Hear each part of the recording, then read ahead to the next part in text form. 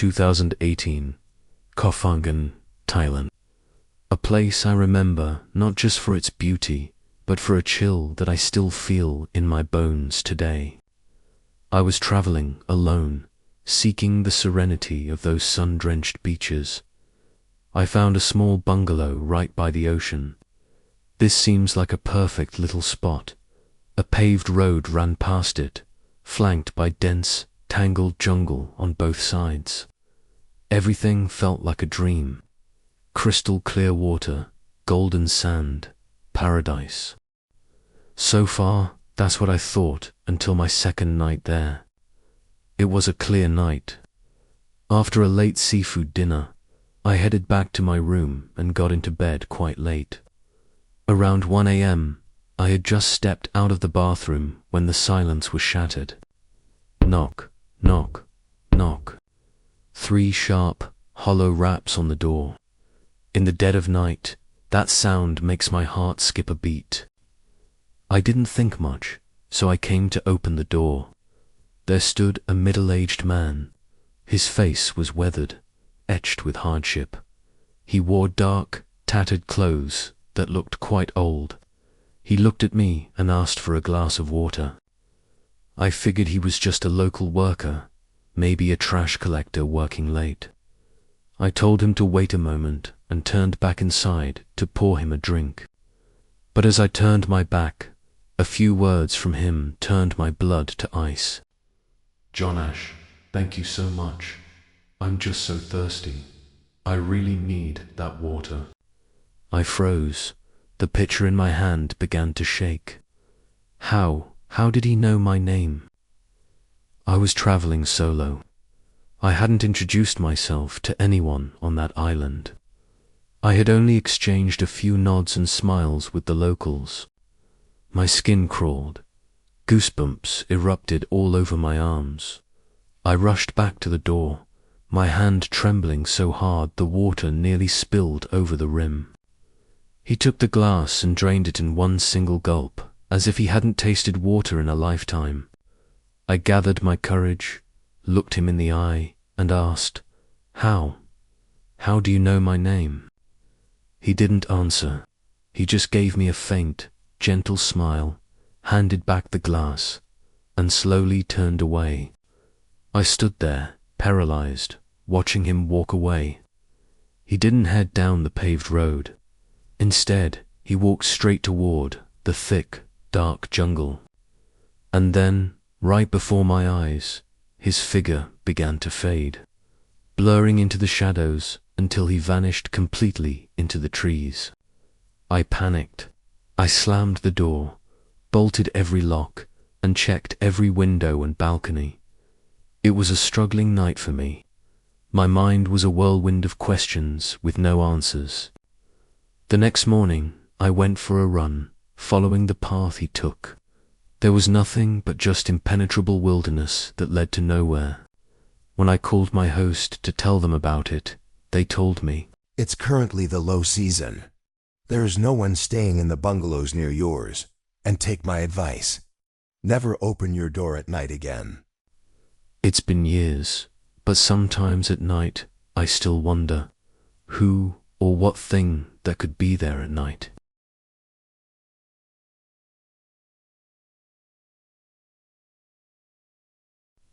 That year I turned 20. The biggest birthday gift I ever received from my dad was a family trip to Thailand. His company was doing well that year, so they sponsored a trip abroad for their long-serving employees. I was so excited. Our family of 4 was divided into 2 standard hotel rooms. My parents shared one room, and my younger brother Luke and I shared the other. Usually, tours to Thailand start in Bangkok and then go to Pattaya, but the tour my dad's company chose reversed the itinerary. The first 2 nights in Pattaya were peaceful. The sea was blue, the sun was golden, everything was perfect. But when the group moved to Bangkok, that's when the terrifying nightmare began for me. That evening, after returning from the night market, Luke suddenly started whining and demanding to sleep with his parents. he insisted. "I've been in my room all morning and it feels creepy." I scolded him back then. "You're so grown up, yet you're still acting like a spoilt child and causing trouble." My parents laughed and told me, "Just let him be, and hey, you're gonna have the whole room for yourself."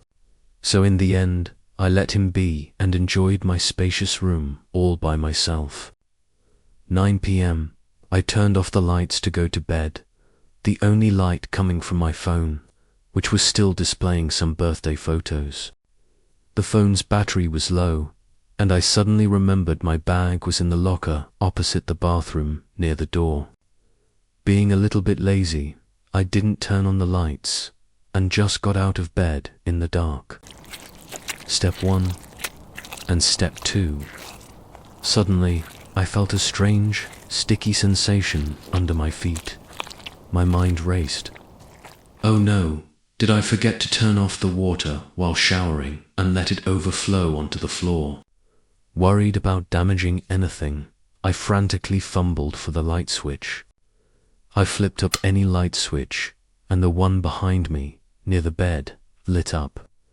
The light shone towards the bathroom near the door, creating a hazy scene.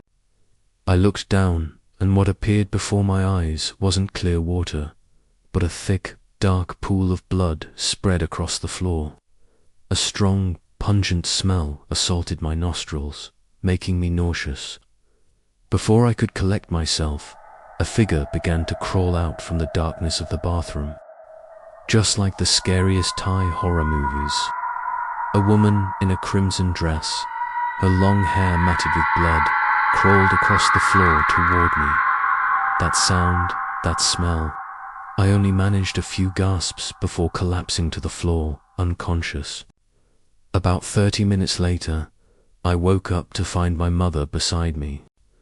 It turned out that Luke had forgotten his tablet, so my parents had come to get it for him. They couldn't get through to the door, so they asked the receptionist to unlock it. I hugged my mother tightly and sobbed, my whole body still trembling with fear. At this point, Luke finally confessed, tearfully. It turned out that earlier that afternoon, while I was busy on my phone, he had seen that woman pacing back and forth behind the shower curtain. He wasn't the type to talk about it, and he thought he might have been mistaken, so he stayed quiet. Even so, deep down, he still felt a sense of fear. The next morning, the hotel unexpectedly gave my family gifts and amulets as a silent apology. The tour guide even exclaimed, "I thought something was broken in the room, but it turns out you encountered a ghost."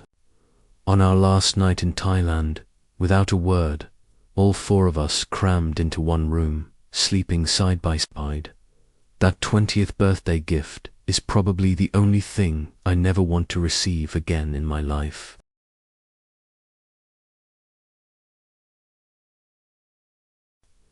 Anyone working as a tour guide has heard of the unwritten rules.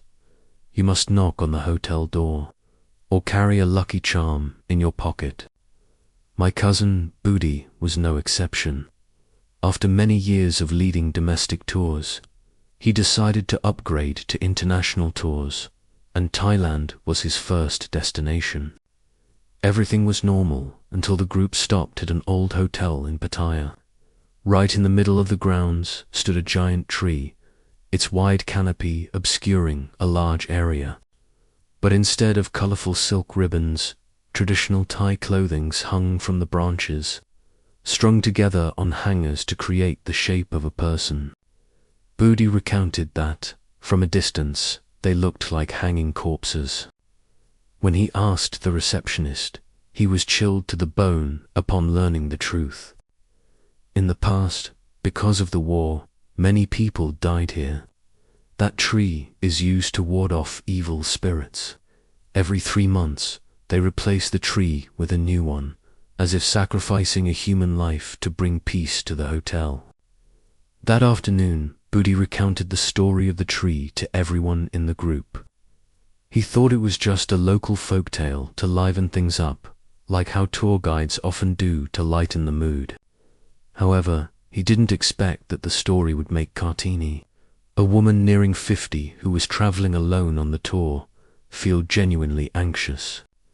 Terrified, Kartini pleaded with Budi to arrange for her to share a room with someone in the tour group. Unfortunately, all the tourists on this tour were in even-numbered pairs, making adding another person between them extremely awkward and difficult. Budi tried his best to reassure her that these were just rumors and that she shouldn't worry too much about them. Late at night, after finishing their tour of the night market, the group returned to the hotel. Because it was one of the first hotel buildings in Pattaya, the architecture was old, and the entire large building only had 2 elevators serving everyone. Seeing the crowds of tourists and other tour groups waiting in the sweltering lobby, Kartini thought to herself, "My room is on the 2nd floor. It's just a few steps down the emergency stairwell. Why bother waiting?" So, she separated from the group and pushed open the metal door to enter the stairwell alone. The old, rusty iron staircase was deserted, not a soul in sight. As she walked, she heard a slapping sound like flip-flops following her. Turning around and peeking under her arm, she saw a thin man dressed in garish clothes, wearing a fanny pack, his head bowed low.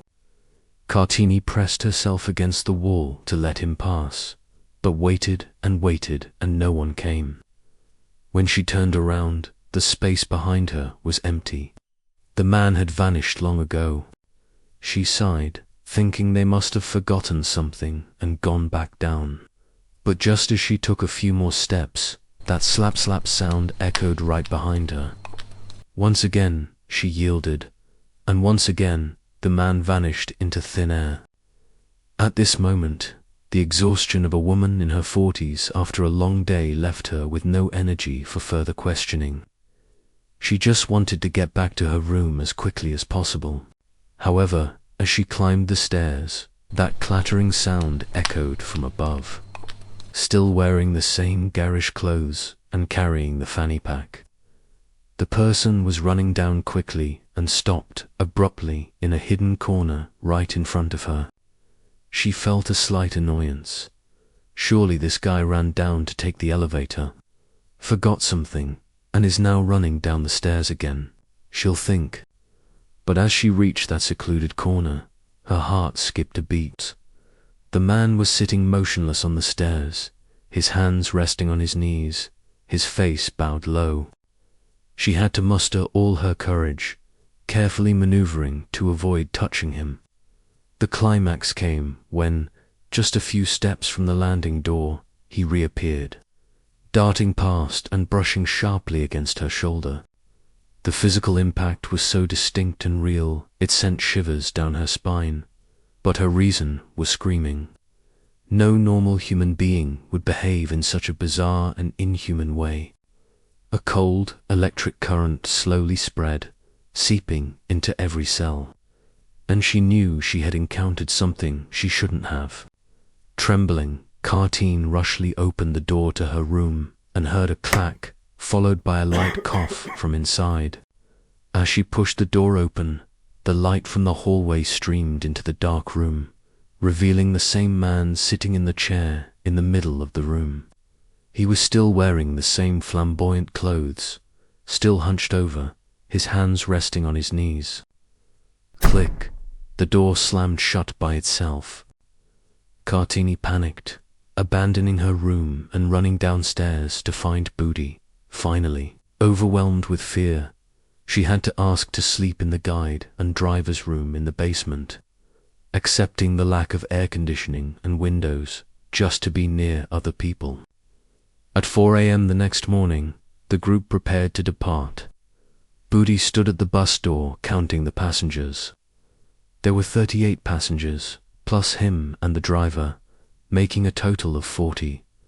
But strangely, he counted 3 times, and the number of passengers on the bus always remained at 39. He found it strange, because clearly only 38 passengers had boarded the bus. Kartini was sitting in the front row, heard this, and turned around to help count. As soon as she looked down at the last row of seats, her face went pale, and she screamed, "Oh my God! It is him again! He's sitting right down there!" Still wearing the same brightly colored outfit, still hunched over in the back seat. The Thai driver was startled, blurted out a few curses in Thai, pulled over to the side of the road, and turned on all the lights. Booty ran down to check, and the back seat was empty. Counting again, the number was back to exactly 38. For the rest of the journey, Cartine trembled, and Booty had to sit beside her to reassure her. At the next stop, he quickly took her into a temple and asked for a lucky charm to wear on her wrist.